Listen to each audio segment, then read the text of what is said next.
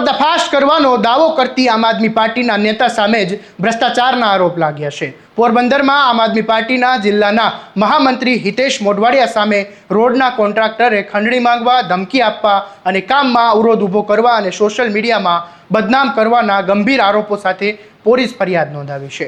ફરિયાદ નોંધાતા સમગ્ર જિલ્લામાં રાજકીય ખળભળાટ મચી ગયો છે અને હવે આ મામલે પોલીસ તપાસ શરૂ થઈ છે। શું છે સમગ્ર મામલો, આવો વિગતે વાત કરીએ આ અહેવાલમાં।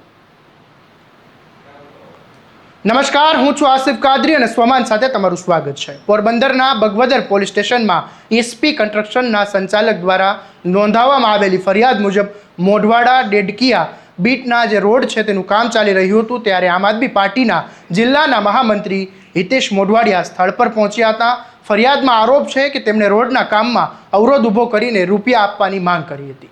રૂપિયા નહીં આપવામાં આવે તો કામ બંધ કરાવી દેવાની તેમજ ગંભીર પરિણામો ભોગવવાની ધમકી આપી હતી અને ફરિયાદમાં વધુમાં જણાવ્યું હતું કે રોડના કામ પર હાજર સુપરવાઇઝરને ધમકાવવાનો, ડરાવવાનો પ્રયાસ કરવામાં આવ્યો હતો। આ ઉપરાંત કામ દરમિયાન વિડીયો બનાવીને સોશિયલ મીડિયામાં પ્રસારિત કરાયો, જેના કારણે રોડના કામમાં વિક્ષેપ પડ્યો અને અંદાજે 4 થી 5 લાખ રૂપિયાનું નુકસાન થયું હોવાનો કોન્ટ્રાક્ટરે દાવો કર્યો છે।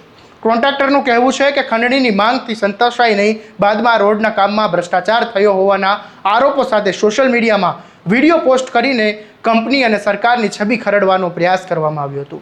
આ સમગ્ર મામલે બગવદર પોલીસ સ્ટેશનમાં ફરિયાદ નોંધાઈ અને ફરિયાદના આધારે ગુનો નોંધીને પોલીસે આગળ તપાસ શરૂ કરી છે। ફરિયાદમાં કરવામાં આવેલા આરોપોની સત્યતા અંગે પોલીસ વિધિવત પાસાઓ રીતે તપાસ કરી રહી છે। હાલ પોલીસ તરફથી વધુ વિગત જાહેર કરવામાં આવી નથી। પોરબંદરના આમ આદમી પાર્ટીના જિલ્લાના મહામંત્રી સામે નોંધાયેલી આ ફરિયાદ બાદ રાજકીય માહોલ ગરમાયો છે। જોકે નોંધનીય છે કે આ તમામ આરોપો ફરિયાદી પક્ષ દ્વારા કરવામાં આવ્યા છે અને આરોપોની સત્યતા અંગે અંતિમ નિર્ણય પોલીસ તપાસ અને કોર્ટની કાયદાકીય પ્રક્રિયા બાદ સ્પષ્ટ થશે। હાલ સમગ્ર મામલે સૌની નજર પોલીસની તપાસ પર ટકેલી છે। આવા જ દરેક અપડેટ અને વિગતવાર સમાચાર માટે તમારા સ્વમાનને સબસ્ક્રાઇબ કરવાનું અને આ વિડીયોને શેર કરવાનું ભૂલતા નહીં। નમસ્કાર।